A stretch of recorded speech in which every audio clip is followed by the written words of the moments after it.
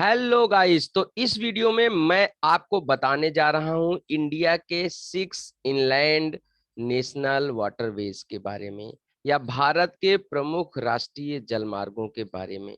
तो मित्रों, अभी तक 6 ऐसे नेशनल वाटरवे हैं जिनको राष्ट्रीय जलमार्ग का दर्जा दिया गया है।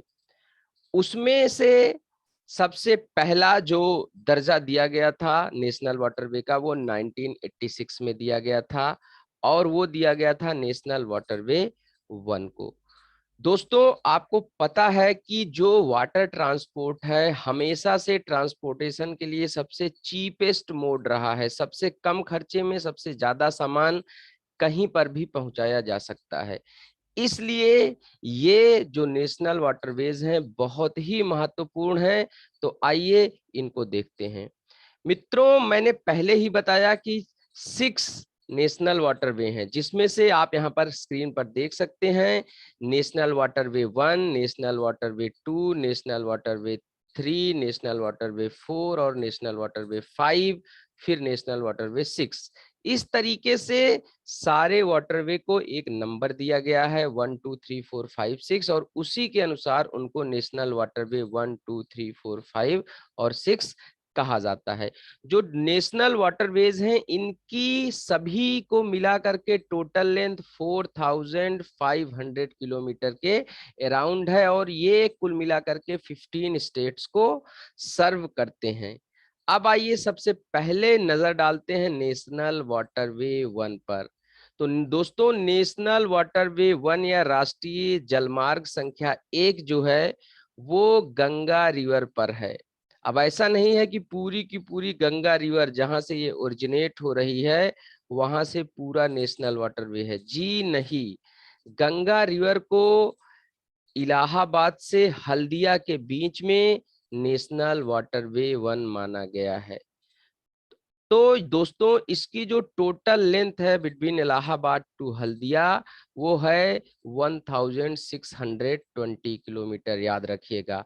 और ये उत्तर प्रदेश, बिहार, झारखंड और वेस्ट बंगाल इन 4 स्टेट से होकर के जाती है और उन स्टेट्स को या उनके नियर बाई स्टेट्स को सर्व करती है। ये सबसे पहले नेशनल वाटरवे का स्टेटस पाने वाला मार्ग है जिसको 1986 में नेशनल वाटरवे का स्टेटस दिया गया था। याद रखिएगा, कब? 1986 में। और कहा जाता है कि इससे लगभग 4 मिलियन टन्स कार्गो का मूवमेंट होता है। खैर, वो तो अलग बात है, लेकिन इस पॉइंट को याद रखिएगा कि नेशनल वाटरवे 1 कौन सा है।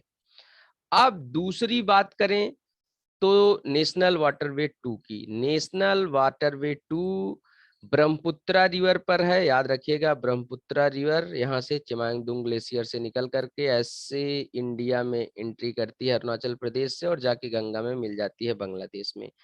तो ये जो ब्रह्मपुत्रा का रूट है बिटवीन सदिया टू धुबरी, ये ही है नेशनल वाटरवे 2 और इसकी लेंथ है 891 किलोमीटर। ये असम हो गया, वेस्ट बंगाल, अरुणाचल प्रदेश, मेघालय, इन सारे स्टेट्स को सर्व करता है मेनली। तो ये इसकी लेंथ और ये किस किस पॉइंट के बीच में है ये बहुत ही इंपॉर्टेंट है। इनको आपको दिमाग में रखना है जब भी आप एग्जाम देने के लिए जाइए। फिर उसके बाद बात करते हैं नेशनल वाटरवे 3 या राष्ट्रीय जलमार्ग संख्या 3 की। दोस्तों, ये जो है कोल्लम से कोटप्पुरम के बीच में है। अराउंड 205 किलोमीटर का ये रूट है। कहां पर? केरला में। तो यहाँ पर आप देख सकते हैं मित्रों, कोटप्पुरम से कोल्लम के बीच में लगभग 205 किलोमीटर का रूट ही नेशनल वाटरवे 3 है। ओके, तो ये 1993 में नेशनल वाटरवे डिक्लेयर करी गई। अब आते हैं नेशनल वाटरवे 4 पर। मित्रों, बहुत ही इंपॉर्टेंट है ये। नेशनल वाटरवे 4 आपका मेनली फैला हुआ है काकीनाडा से लेकर के, यहाँ पर देख सकते हैं, काकीनाडा से लेकर के पुदुचेरी के बीच में।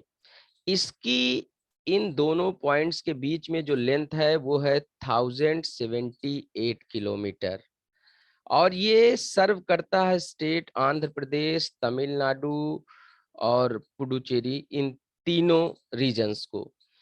अब इसमें इम्पॉर्टेंट बात यह है कि ये काकीनाडा से लेकर के आप देख सकते हैं इलुरु कनाल है, उसके साथ बकिंघम कनाल है, इन सब को जोड़ते हुए पुदुचेरी तक कनेक्टेड है। आप यहाँ पर ऐसे देख सकते हैं। अभी 2008 में इसमें क्या किया गया है कि जो ये कृष्णा और गोदावरी रिवर्स हैं, इनके भी रूट्स को जोड़ दिया गया है। तो इनके रूट्स को जोड़ने के बाद इसकी टोटल लेंथ हो गई है 2890 किलोमीटर, इतनी हो गई है इसकी टोटल लेंथ।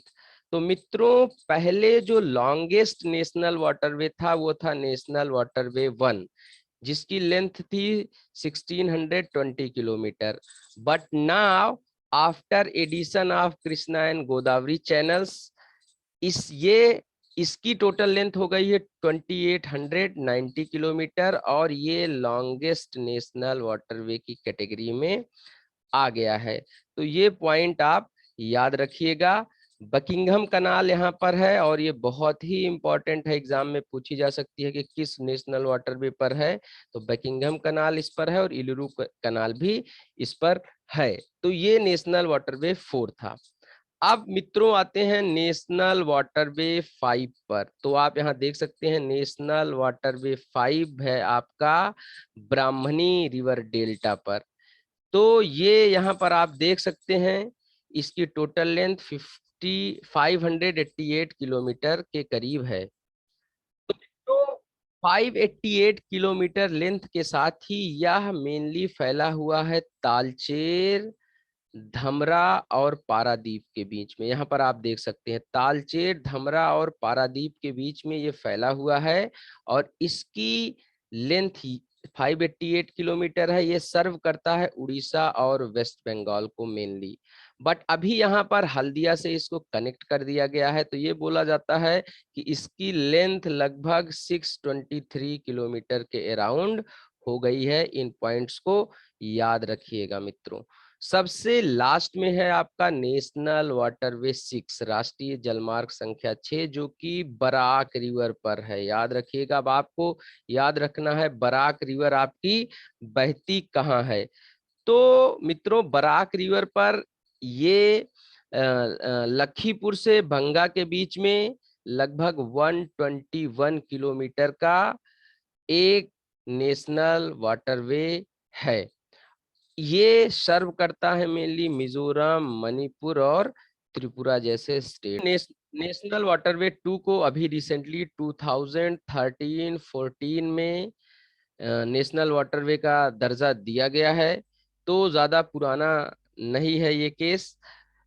और ये जो रिवर है ये नॉर्थ ईस्ट इंडिया को लगभग पूरे कनेक्ट करती है। कनेक्ट करने का मतलब है in terms of transport and trade connect करती है। और इसकी लोकेशन आप देखेंगे नॉर्थ ईस्ट इंडिया के सदर्न पार्ट में है। मेनली ये असम, मिजोरम, मणिपुर और नागालैंड से होकर के बहती है। त्रिपुरा के भी कुछ पार्ट को कवर करती है। तो इसकी टोटल लेंथ 121 किलोमीटर है ये लखीपुर से भंगा के बीच में। इन पॉइंट्स को याद रखिएगा, और इसने नॉर्थ ईस्ट इंडिया के कनेक्टिविटी और डेवलपमेंट में बहुत इंपॉर्टेंट रोल प्ले किया है। तो ये सारे इंपॉर्टेंट नेशनल वाटरवेज थे इंडिया के।